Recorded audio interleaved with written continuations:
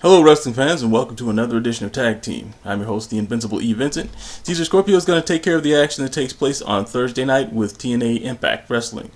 Now tonight, Raw took place in Tampa, Florida. It began actually with John Cena coming out to the normal mix of cheers and boos that he gets. Now, he thanked Roddy Piper for what he tried to do last week.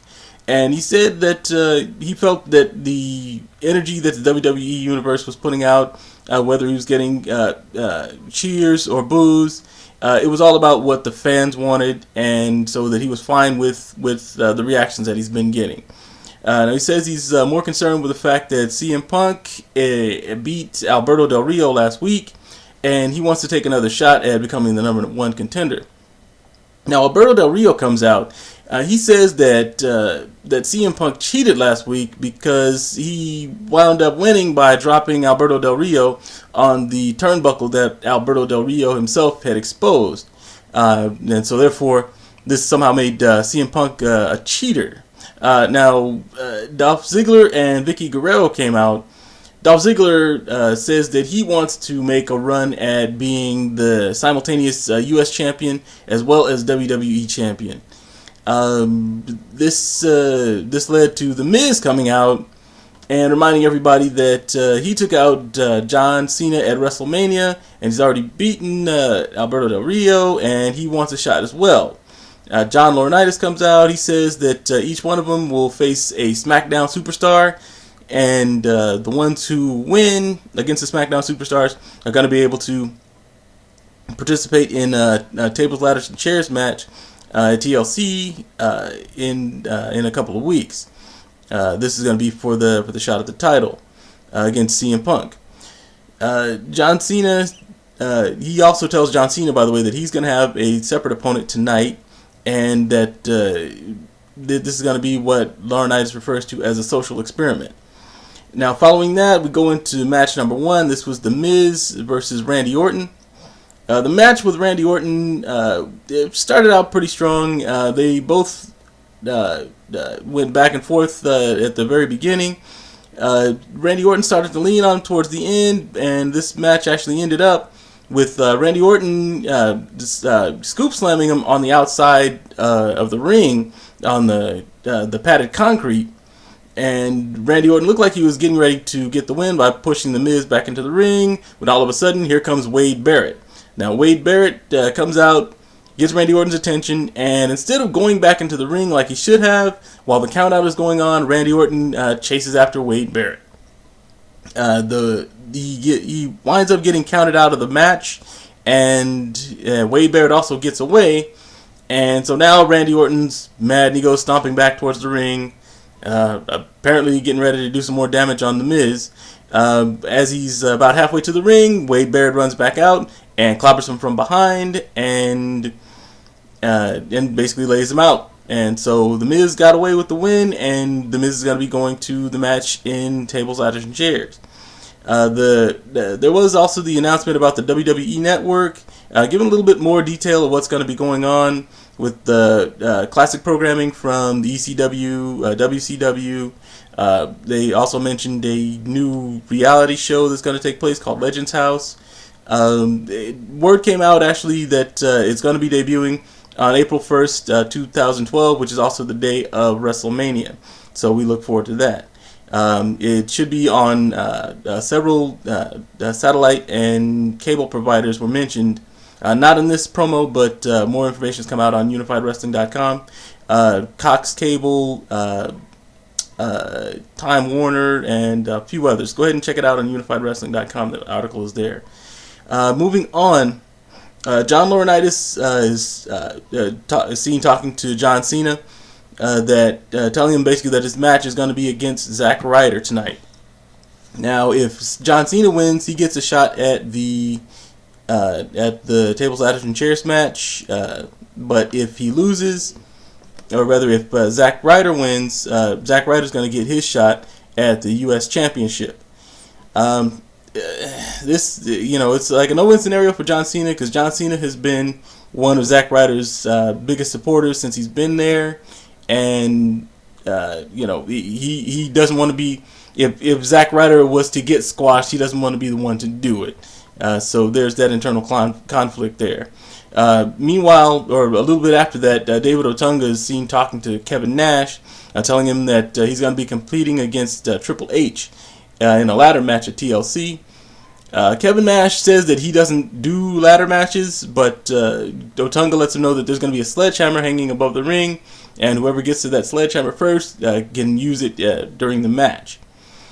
So this basically looks like it's going to be interesting. Now, going on from there, we go to the second match, which is Alberto Del Rio versus Daniel Bryan.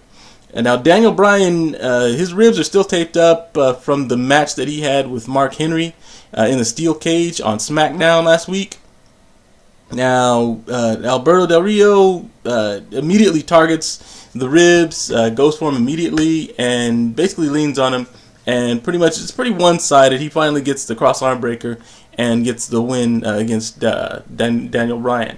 So Alberto Del Rio is now set up to go to the championship match at Tables, Ladders, and Chairs.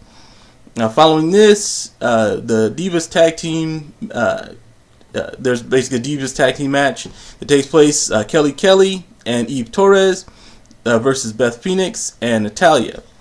And this match goes by pretty quickly. Basically what happens is Beth Phoenix and Natalya pretty much lean on Kelly Kelly all through the match. Eve Torres is never actually tagged in, and it winds up where Beth Phoenix gets distracted actually by Alicia Fox, who is on the outside of the ring for moral support. And as she turns back around, Kelly Kelly winds up wrapping her up in a small package and gets the win. And again, very short match. It doesn't really show all the Divas can do, but nevertheless, the show continues. Now, match number 4 is the social experiment match between Zack Ryder and John Cena. John Cena and Ryder, of course, because they're cool with each other, they shake hands before the match. John Cena gets early control of the match, tries to take over. Zack Ryder actually puts up a pretty good match, and it does go back and forth a couple of times. Towards the end, John Cena goes for the 5 moves of doom. After the 5-knuckle shuffle, Ryder escapes before the attitude adjustment. He does go for the boot to the face and goes for the Rough Rider leg lariat, but John Cena catches him on his shoulders and turns it into an AA, and John Cena winds up getting the win over Zack Ryder. Now, after the match, Cena goes to help Zack Ryder back up, but Ryder pulls away, and he says that this is his one shot, and that this is all he had. John Cena tells him to wait, and he runs back to the back office area to talk to John Laurinaitis, and he tells him that he deserves another opportunity, and that it's not fair that it went down this way. Laurinaitis tells him that Zack Ryder can get another chance tonight if he basically if John Cena is willing to give up his shot at the WWE Championship at TLC. John Cena hesitates at first, but then he says that he's already won the WWE Championship 10 times, and along the way he wouldn't have been able to do it if he hadn't had some opportunities, and so he wants to give Ryder the opportunity to go ahead and go for the US Championship. And so he gives up his opportunity to go to the TLC match so that Zack Ryder can go ahead and take another chance at getting the number 1 contender spot for the U.S. Championship. So Laurinaitis goes ahead and sets Zack Ryder up for another match. He doesn't tell John Cena asks who it's going to be. John Laurinaitis tells him he's just going to have to watch and find out. I was thinking, since they already showed Kevin Nash, that it was going to be him, but it turns out not to be, as we see later in the show. Now, Mark, the match number 5, this is a no disqualification, no countout match. And as I was getting ready to mention before, Zack Ryder had to go toe-to-toe with the World Heavyweight Champion, Mark Henry. Now, Mark Henry immediately just starts leaning on Zack Ryder. Zack Ryder tried to switch up the momentum, but it was not enough. Now, he tried the Rough Rider, and he got flattened. Pretty much no matter what Zack Ryder tried on him, he couldn't get the momentum over Mark Henry. Now, John Cena actually did run in and deliver an attitude adjustment to Mark Henry. The disqualification, no count out, was a stipulation that John Laurinaitis had put in and basically came back to bite him, as the announcers said during the show. John Cena, after he delivered the AA, he dragged Zack Ryder on top of Mark Henry, and he got the pin and the win. And so Zack Ryder is now the #1 contender for the U.S. Championship. Now, following that, we had match number 5 with Kevin Nash, and this was versus Santino Marella. Santino. Santino got beat up bad during this match. It was very short, and it culminated in a jackknife powerbomb that looked like, not only was it a powerbomb, he basically threw him a few feet. Winner, Kevin Nash. After the match was over, Kevin Nash went out to the outside of the ring, to the announce table, grabbed the sledgehammer that he had brought down previously, and started chasing Santino Marella around the ring with it. Actually, he was menacing him while Santino was still on the mat. Real scary. He didn't do anything with it. He actually walked away victorious with it in his hands. But, this is classic Kevin Nash at this point. Moving on from that, we had the match between Dolph Ziggler and Sheamus. Ziggler tried to show off at the beginning, dodging out of Sheamus's attacks. Sheamus did manage to catch up to him, and the match went back and forth a little bit. He tried the high cross. Ziggler slipped out of it and dodged away just as Sheamus ran into the steel ring post. Now, Zack Ryder did come out. Ziggler got distracted by Zack Ryder, and Sheamus was able to get the Brogue Kick and got the pin for the win. Now, after the match, Zack Ryder did climb in the ring and sort of held the U.S. Championship over Dolph Ziggler's face and told him that it was going to be his soon.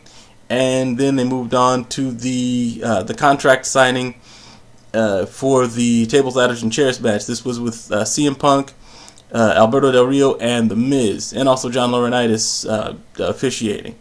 Right towards the beginning, CM Punk just moved the table over to the side because he said, "Hey, these contract signings always end the same way, with a big brawl at the end." They shot back and forth. The different competitors talking about how they were going to win.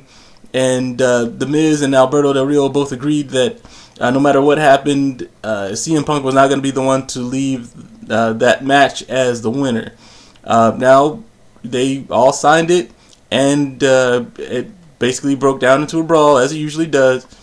And Alberto Del Rio wound up being put through the table by CM Punk, and that was followed up with CM Punk giving The Miz a GTS. And that was the way the show ended up. So it's pretty much setting up the action for what's going to happen with tables, ladders, and chairs in a couple of weeks. That's all we have tonight for this edition of Tag Team. Go ahead and check us out on Thursday night for the action that takes place on TNA Impact Wrestling. For myself, the Invincible E. Vincent, take care and enjoy the rest of your week.